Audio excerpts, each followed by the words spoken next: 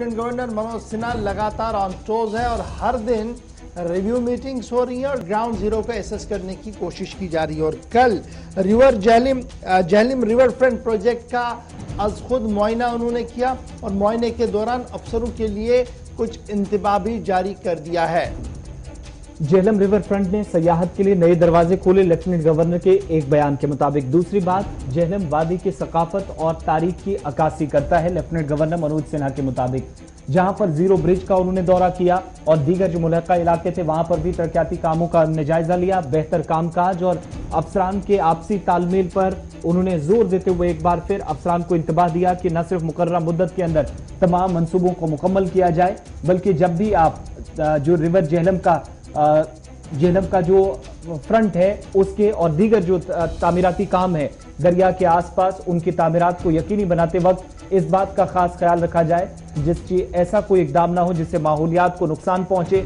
और दूसरा, इस तरह के किसी भी कोई मंसूबे के दौरान कोई ऐसा इकदाम ना हो जो बाद में परेशानी इंतजामिया के साथ साथ अवाम के लिए बने। इन तमाम चीजों को मद्देनजर रखकर तरक्याती कामों को मजीद आगे बढ़ाया जाए। लेफ्टिनेंट गवर्नर साहब जब कल श्रीनगर के अंदर जायजा ले रहे थे तो दो बातें बड़ी इंपॉर्टेंट है। एक, उन्होंने कहा कि झेलम एक सकाफत है और एक कल्चर है और इस कल्चर और सकाफत को हमने बचाना होगा, हमने इसकी हिस्ट्री को प्रोटेक्ट करना होगा ताकि आने वाली नस्लों तक भी ये पैगाम जा सके।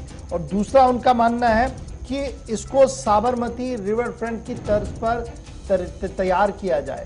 अब जिन लोगों ने साबरमती रिवर फ्रंट को देखा होगा और अपने झेलम को देखा होगा तो काफ़ी फ़र्क है। और मुझे याद है कि जब वादी कश्मीर में ज़बरदस्त बारिशें हुई, सैलाब हुई, सैलाब की वजह से ज़बरदस्त तबाही मची, तब से लेकर आज तक लगातार ये कहा जा रहा है कि जनाब झेलम को खूबसूरत और जाज़िब नज़र बनाया जाएगा। झेलम के साथ साथ जो दीगर नदी नाले हैं वहाँ पर ड्रेजिंग के काम को हाथ में लिया जाएगा।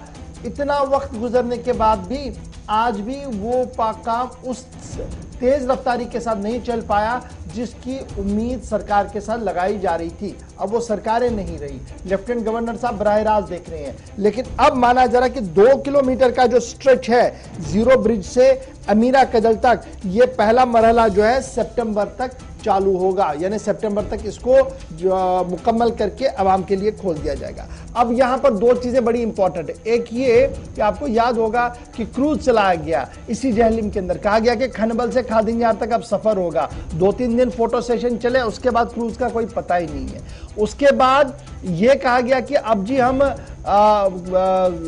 लाल चौक के एरिया से या झेलम के बंद से अपने जीरो ब्रिज से इसको लिए चलेंगे जी ना, आगे पैसेंजर के लिए इसको खोल दिया जाएगा। 1-2 दिन फोटो सेशन आपने वो भी देखा होगा, वो कश्ती भी आपने देखी होगी, वो मोटर बोट भी आपने देखा होगा, लेकिन उसके बाद उस पर भी कोई काम नहीं हुआ। सेशंस बहुत आज तक झेलम पर हुए हैं, लेकिन हकीकी का बात यह है कि अभी तक भी कोई ठोस और मुनज़्ज़म काम झेलम के हवाले से नहीं हुआ है। नो डाउट श्रीनगर शहर का जो जीरो ब्रिज का इलाका है उसको जाज़िब नज़र बनाने की काफ़ी कोशिशें माजी में भी हुई, आज भी हो रही है, लेकिन जिसको जाज़िब नज़र बनाया गया था, जिस तरीके से महकमा सयाहत, महकमा इरिगेशन एंड फ्लड कंट्रोल और दीगर महकमों ने जीरो ब्रिज के आसपास काम किया था, क्या आज के दिन में वो उसी तरीके का है? एक बड़ा सवाल है। और सरकारी प्रॉपर्टी को अगर नुकसान पहुंचा है तो किन लोगों ने पहुंचाया, आज तक इस पर भी सरकार खामोश है। और अगर वहां पर प्रॉपर्टी हजारों करोड़ रुपया सर्व करके बनाई गई तो उसकी देखभाल और मेंटेनेंस के लिए क्या कुछ कदम उठाए गए, आज तक इस पर भी कोई बात नहीं हुई है। बल्कि बात यह कही जा रही है कि साबरमती रिवर फ्रंट के तर्ज पर इसको खूबसूरत बनाया जाएगा, जो एक खूबसूरत नारा भी है और अच्छी बात भी है। लेकिन जमीनी सूरत हाल ये है कि आज तक कितनी बार ये जो अपना जीरो ब्रिज है